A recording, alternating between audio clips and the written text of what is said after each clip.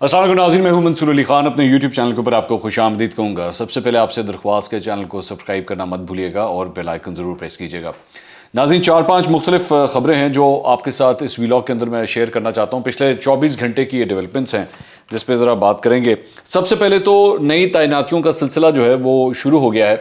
और सबसे पहले एडवोकेट जनरल पंजाब, मतलब ऑब्वियसली क्योंकि अब वो व्हील जो है वो राउंड ऑफ होना शुरू हो गया है, वो चलना शुरू हो चुका है। ख़ास तौर पे जैसे ही नए गवर्नर की तैनाती हुई और उसके बाद काबीना ने अपना हलफ उठाया। बाय द वे, काबीना के हवाले से भी आपको बता दूं कि पंजाब की काबीना का आज पहला इजलास हो गया है और लॉ एंड ऑर्डर की सिचुएशन से मुतल्लिक भी जो है वो बड़ी तफसील से इसके अंदर बात हुई है।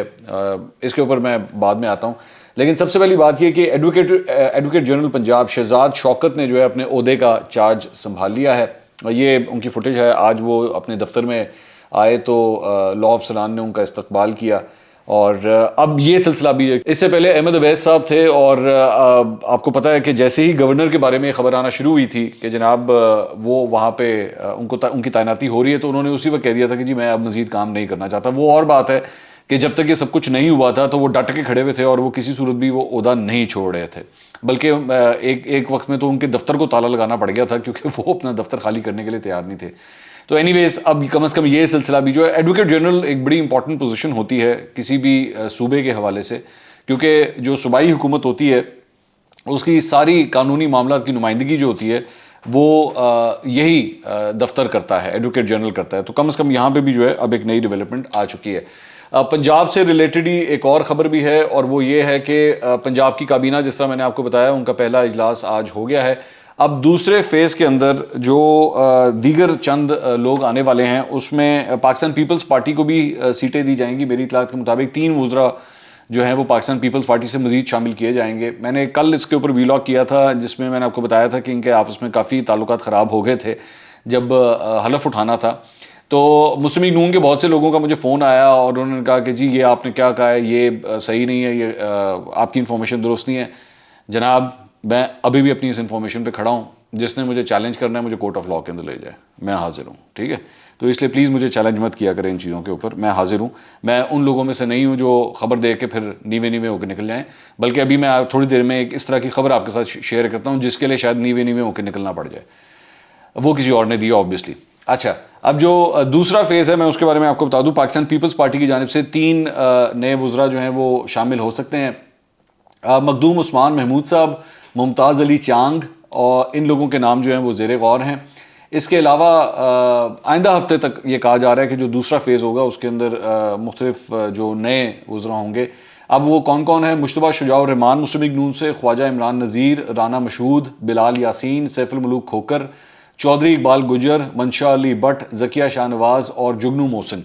जुगनू मोहसिन जो है वो नजम सेठी साहब की एहलिया हैं और आज़ाद मुंतखब हुई थी और उसके बाद ये शामिल हो गई थी मुस्लिम लीग नून में जब ये सारा सिलसिला हुआ था। तो ये सारी सूरत हाल है और पंजाब की काबीना के हवाले से।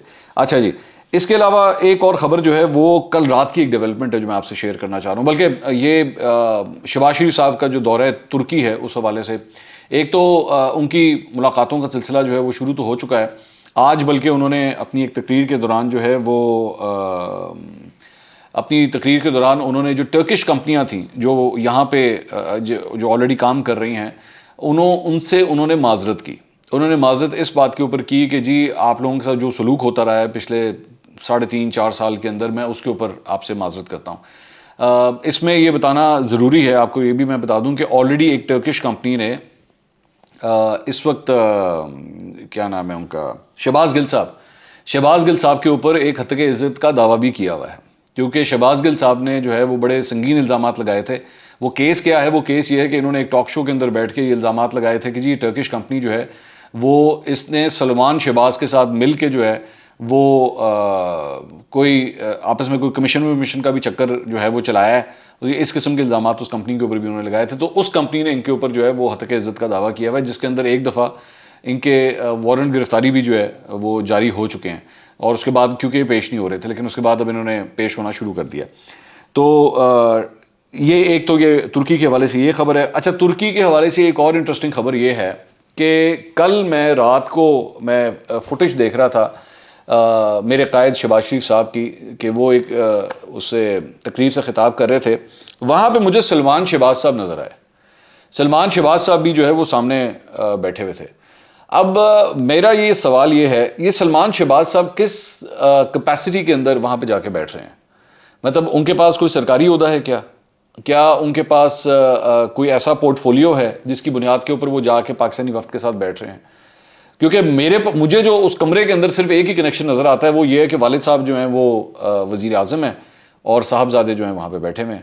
تو وہ ایک صاحبزادے ہونے کے ناطے وہ گئے ہوں گے, لیکن ویسے مجھے کچھ سمجھ نہیں آتی. مطلب سلمان شہباز صاحب اپنے انہی والد صاحب جو کہ وزیر اعظم ہیں ان کے دور کے اندر ہوتے ہوئے پاکستان واپس نہیں آ رہے, لیکن وہاں سے برطانیہ ضرور وہ پہنچ جاتے ہیں, برطانیہ سے ترکی ضرور پہنچ جاتے ہیں وہ.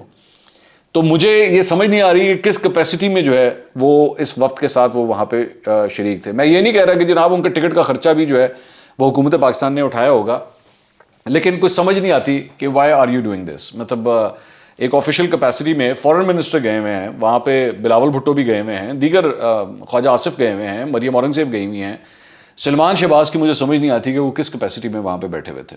اب میں یہ بات جانتا ہوں کہ شریف خاندان کے حوالے سے جب ان کے بچوں کے حوالے سے سوال کیا جائے تو ظاہری بات ان کو بہت برا لگتا ہے, لیکن I am sorry I have to ask this question کہ in what capacity is he sitting over their.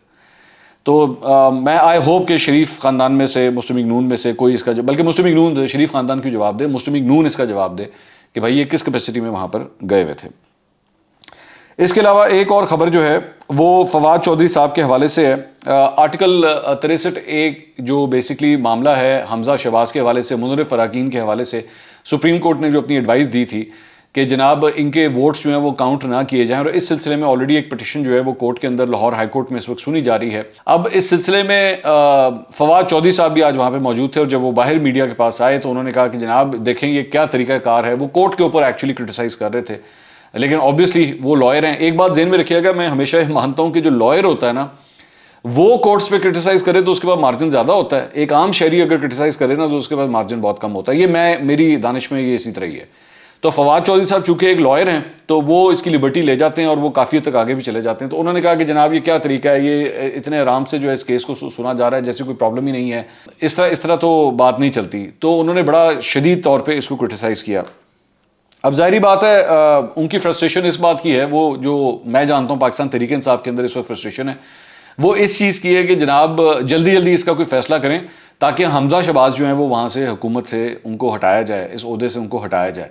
جبکہ ادھر دوسری سائڈ پہ حمزہ شہباز جو ہیں وہ اپنی کابینہ کا پہلا مرحلہ اناؤنس کر چکے ہیں. اب دوسرا مرحلہ جس طرح تھوڑی دیر پہلے میں نے آپ کو بتایا وہ بھی اب اناؤنس کرنے کے لیے جا رہے ہیں. تو وہاں پہ سائیکل جو ہے وہ آلریڈی پنجاب حکومت کا جو چلنا شروع ہو چکا ہے, جو پچھلے 1 مہینے سے بند پڑا ہوا تھا. مطلب پنجاب کا وزیر اعلیٰ تھا, پنجاب کی کابینہ نہیں تھی.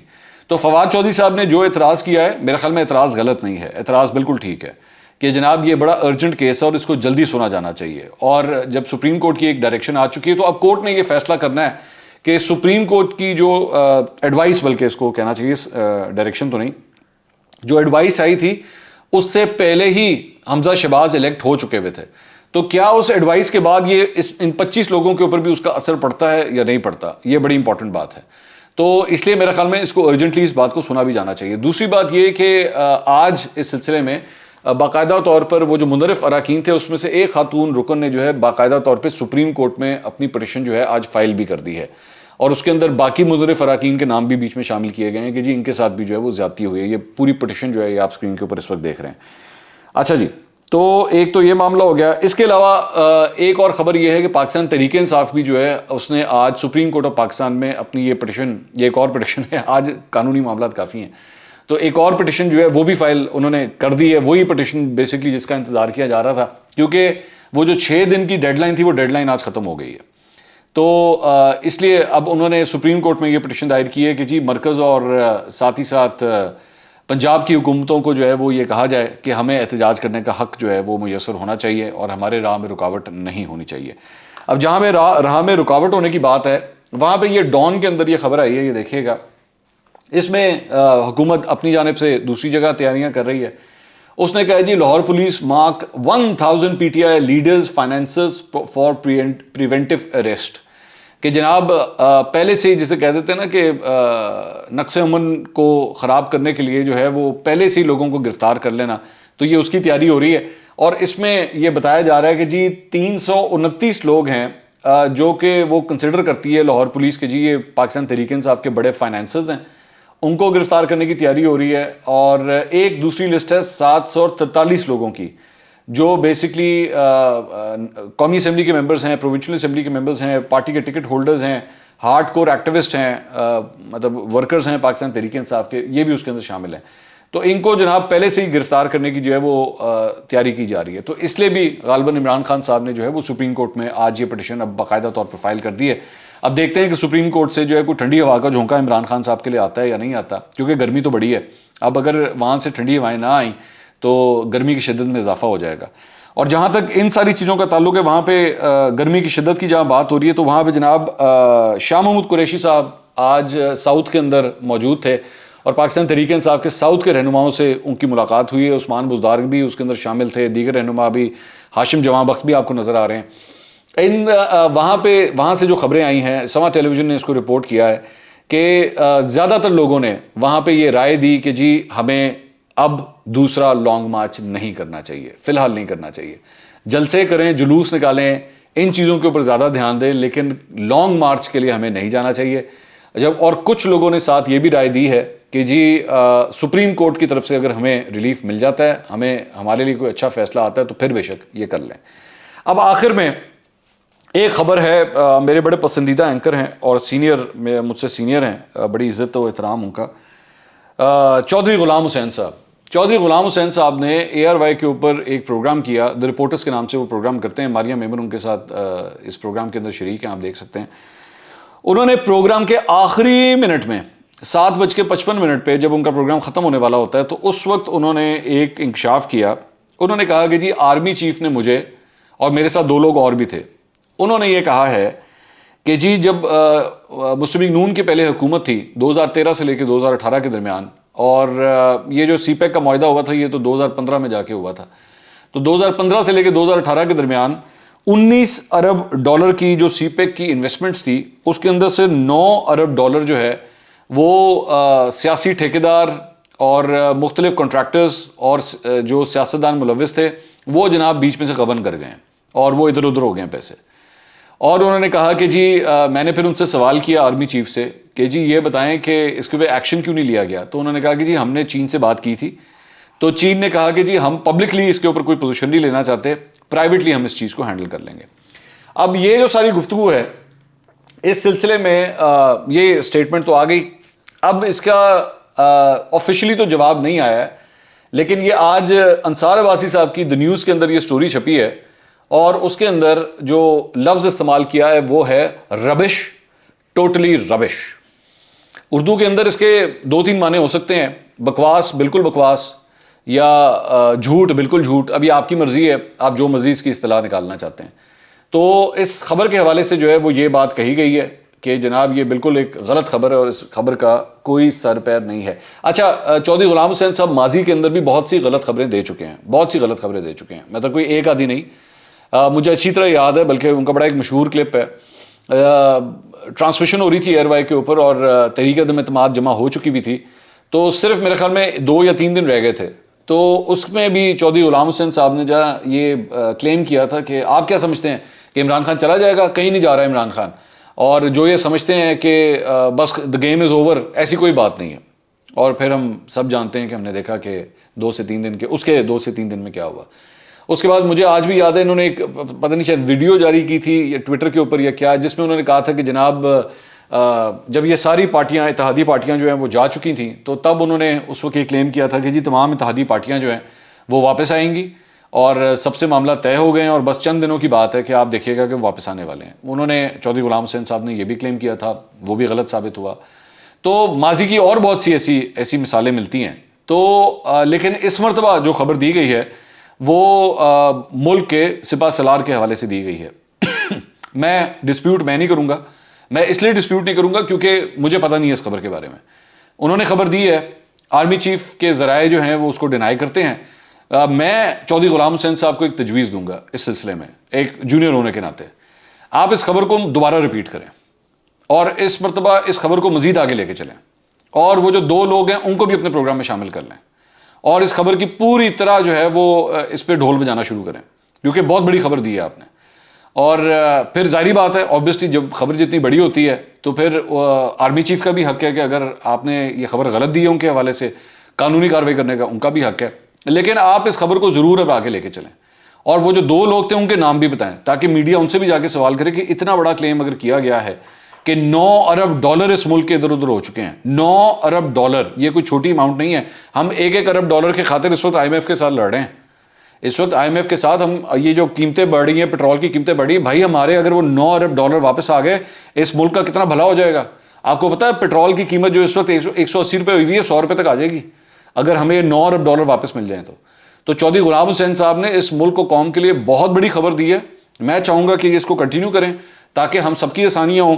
مہنگائی جو ہے اس وقت یہ مہنگائی کا یہ آج ہی فگر آیا ہے 13.76% ہو چکی ہے بھائی.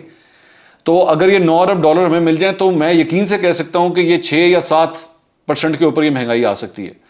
تو چودھری غلام حسین صاحب کو سلام، اور میرا خیال میں اتنی بڑی خبر دینے کے اوپر اس خبر کو آگے بھی لے کے چلنا چاہیے. اور میں کوشش کروں گا کہ میں خود بھی چودھری غلام حسین صاحب سے اس ایشو کے اوپر کوئی انٹرویو کر سکوں. اگلے ویلاگ میں دوبارہ ملاقات ہوگی. اللہ حافظ.